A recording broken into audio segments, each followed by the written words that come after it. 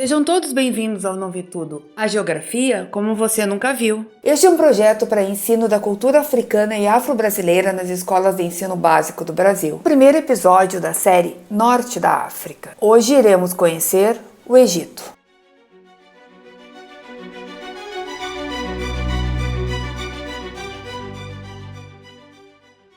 A forma de governo presidencialista é caracterizada pela acumulação num único cargo dos poderes de chefe de Estado e chefe de governo. O presidente é eleito pelo voto.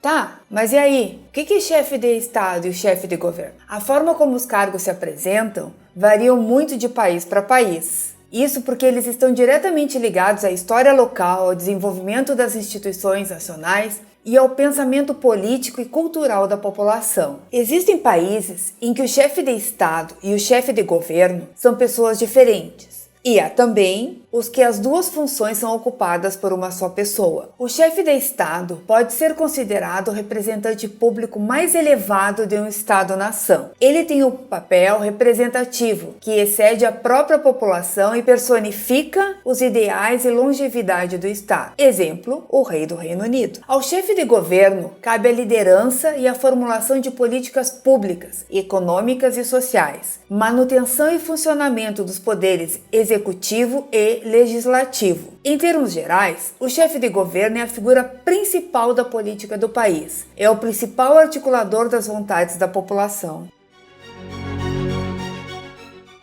O domínio da internet geralmente usa o nome da organização e um sufixo padrão da internet, como por exemplo, minhaempresa.com. Todos os sites têm um endereço de IP único, que consiste em números e se conecta com o servidor que armazena os dados do site. Imagina agora fazer com que cada um dos visitantes do site decore o número do teu IP. Seria difícil, né? Os domínios nacionais, que são os .br, são coordenados pelo Registro BR. É uma organização que cuida de todos os domínios nacionais, os .br. Ele faz o registro e a manutenção dos domínios no Brasil.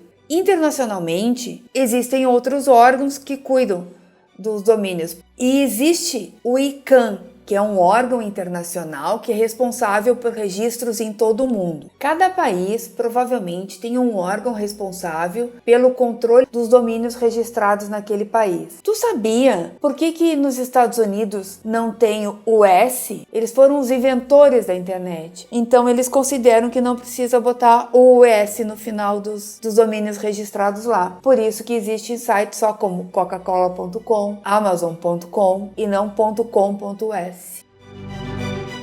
Eu já expliquei para que servem os índices no episódio 3 da África não é um país. Eu vou deixar o card aqui em cima. O índice de Gini foi criado pelo matemático italiano Corrado Gini. É um instrumento para medir o grau de concentração de renda em um determinado grupo. Ele aponta a diferença entre os rendimentos dos mais pobres e dos mais ricos. Numericamente, ele varia de 0 a 100. O valor 0 representa a situação de igualdade, ou seja, todos têm a mesma renda naquele grupo. O valor 100 está no oposto, isso é, só uma pessoa detém toda a riqueza. Mas na prática, o índice Gini costuma comparar os 20% mais pobres com os 20% mais ricos. O PIB per capita também expliquei lá no episódio 3 da África não é um país. Podemos ver a comparação entre o PIB per capita do Egito, que é o que está em negrito, com o PIB per capita do Brasil, que está abaixo. É só para vocês terem uma ideia do que significa aquele valor, né, se comparado com o Brasil. O IDH é um índice de desenvolvimento humano. É um índice estatístico que é composto pela expectativa de vida, educação, a média de anos de escolaridade completados e os anos esperados de escolaridade ao entrar no sistema educacional e indicadores de renda per capita. E ele é usado para classificar os países em 4 níveis do desenvolvimento humano: baixo, médio, alto e muito alto.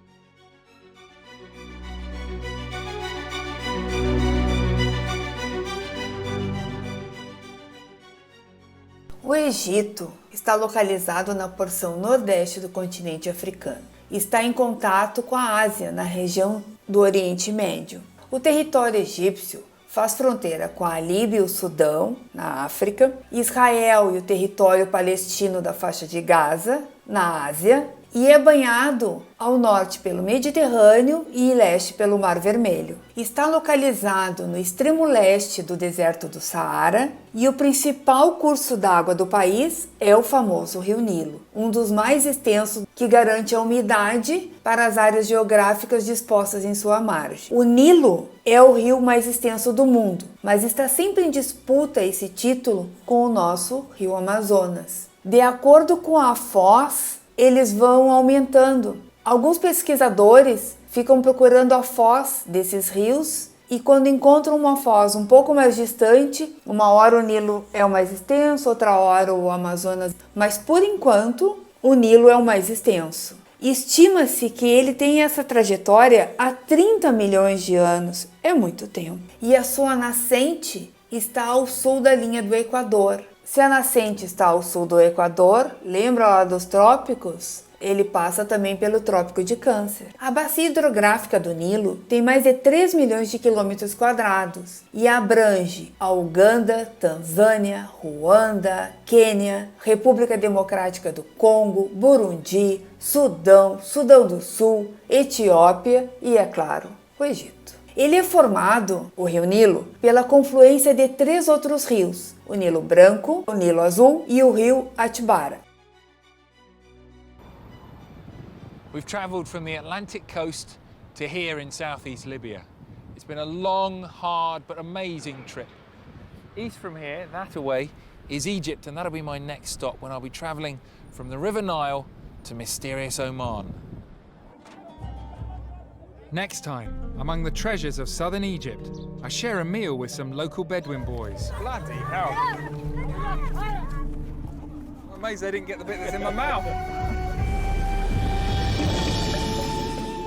From the underwater marvels of the Red Sea, I cross Saudi Arabia. No Egito, em números, podemos ver o número de habitantes, a extensão territorial e a densidade demográfica. À direita, embaixo da legenda, são os números do Brasil. Então, no Egito são 107,8 milhões de habitantes e no Brasil 212,6 milhões de habitantes. Esses dados são dados estimados de 2022. Tem uma área de mais de 1 milhão de quilômetros quadrados e a densidade demográfica, que é o total da população dividido pela área, é estimado em 104 habitantes por quilômetro quadrado. Isso significa que a cada quilômetro quadrado estima-se que vivam 104 habitantes. No Brasil, esse valor é de 25 habitantes por quilômetro quadrado. A escolaridade obrigatória é o tempo que toda criança e adolescente deveriam estar na escola. No Egito, vai dos 6 aos 18 anos.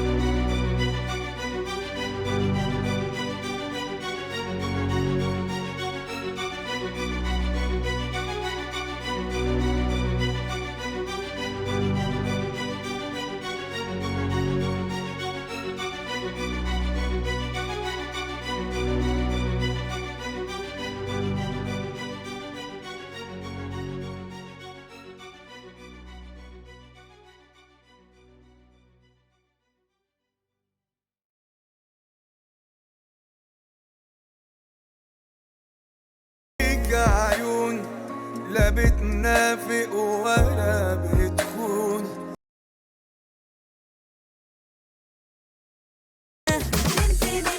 طب والحب اللي بينا مش هتكلمني سكة مش هتدلعني سكة. It's okay هاتي البوكا وخدي البوكي قلبك ابيض كوكي يما It's okay baby عايشين في فيلم السيما الصورة الريترو والألوان جميلة متمام.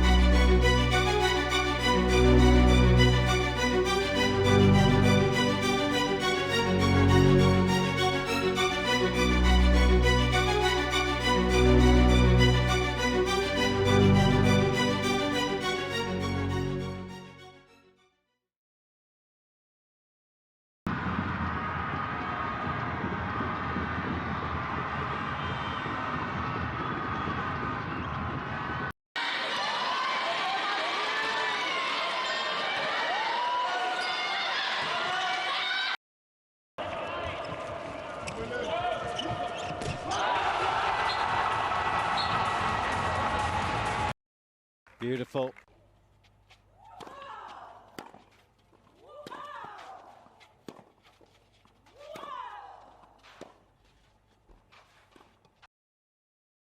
That is the movement that has been worked on considerably and where she's been very vulnerable for quite some years.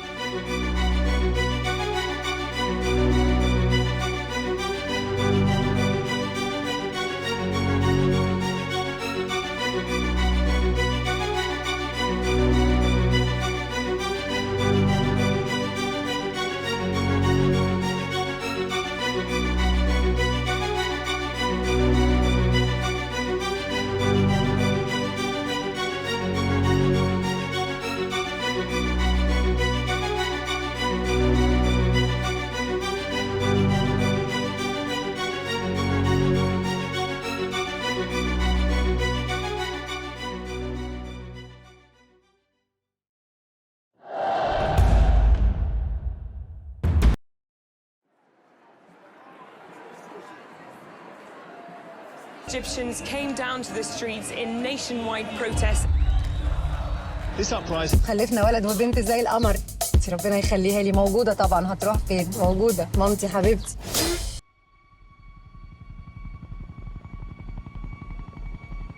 لسه الحلم ده بيجيلي. فاتو ما غابش عن المدرسة ولا يوم. هاني ما كانش بيعرف ينام إلا لما بيصلي هو وباباه سوا.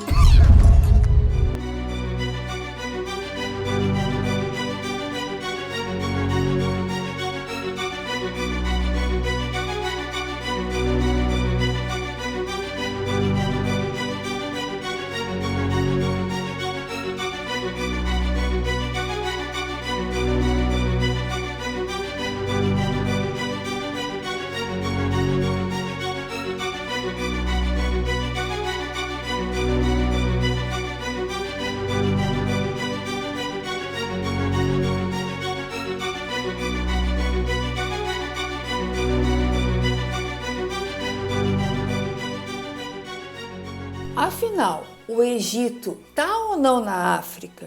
O Sinai é uma península montanhosa e desértica do Egito. Está entre os golfos de Suez e Aqaba. Esse nome vai buscar a origem no deus Sin, o deus da lua. Por isso se diz que Sinai é a terra da lua, a terra das águas turquesas da paz. Ele ocupa uma posição estratégica que une os dois continentes, a África e a Ásia, separando também dois mares, o Mediterrâneo e o Vermelho. Olha só a importância desse pedacinho de terra. A Península do Sinai é geralmente considerada como fazendo parte da Ásia e não da África, porque está separada do restante do Egito, e unida à Ásia. Mas há mais fatores em jogo que vamos ver a seguir. O canal de Suez, que aparece no canto superior esquerdo do mapa, é o que divide totalmente o Egito em dois.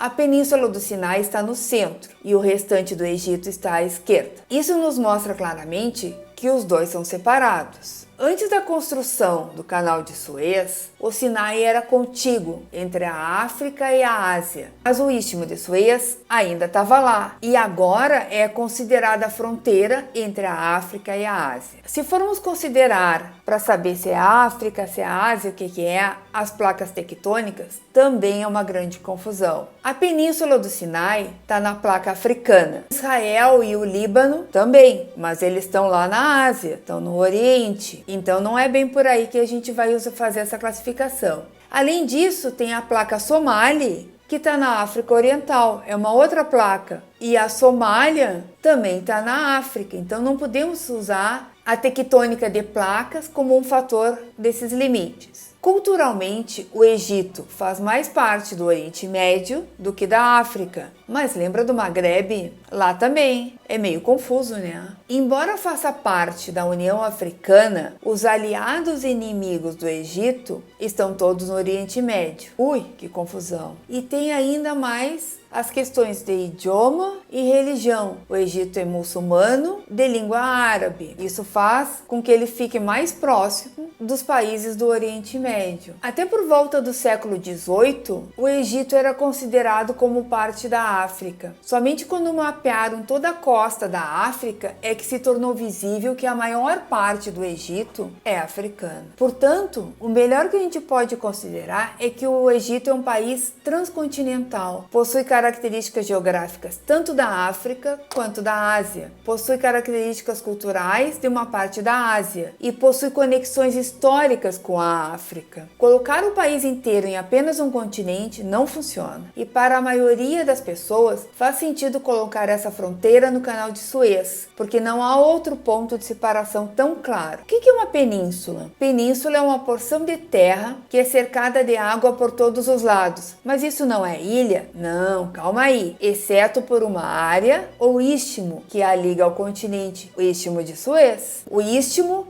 é uma porção de terra estreita, cercada de água pelos dois lados, que conecta duas grandes extensões de terra. A Península do Sinai, faz me lembrar do Monte Sinai, da Bíblia. É isso mesmo. Segundo a Bíblia, foi no Monte Sinai que Deus teria dado a Moisés os 10 mandamentos.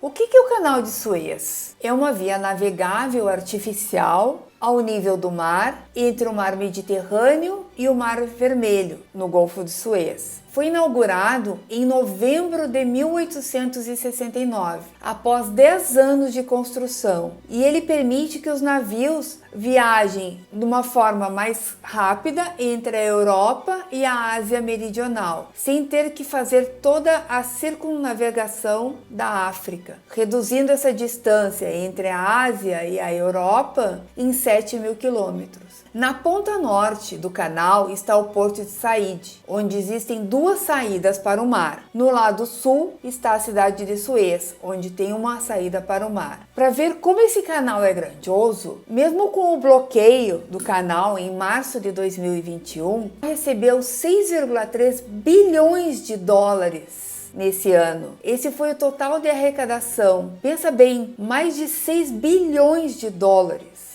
Tudo isso é divisa que vai para o Egito. Foi a maior receita já registrada nessa rota de todos os tempos. Transitaram pelo canal 1,7 bilhão de toneladas de carga, o que supera todos os números até o ano de 2021. A quantidade de embarcações que utilizam o canal chegou a 20.694. São mais de 56 barcos por dia, segundo a administração do canal. Lembra do Ever Given, aquele navio que trancou o tráfego do canal? Ele é um navio porta-containers, ficou 6 dias encalhado. Com o bloqueio do Canal de Suez foi afetado o estoque de petróleo na Europa E até mesmo, sabe o que? Café solúvel, Nescafé. Isso porque os containers de café robusta que saíram do Vietnã não podiam atravessar para chegar até a Europa para fabricação do café solúvel. Existem duas classificações bem conhecidas de café, que é o robusto e o arábica. O arábica é utilizado naquele café gourmet, um café mais suave, um café que custa mais caro para produzir. E o robusto é um café mais barato, é um café mais amargo, aquele amargor, né, que lembra o café solúvel. Alguns, né, porque hoje em dia já tem café solúvel feitos de arábica. O bloqueio do canal pelo navio impediu que 400 milhões de dólares por hora em mercadorias trafegassem pelo canal.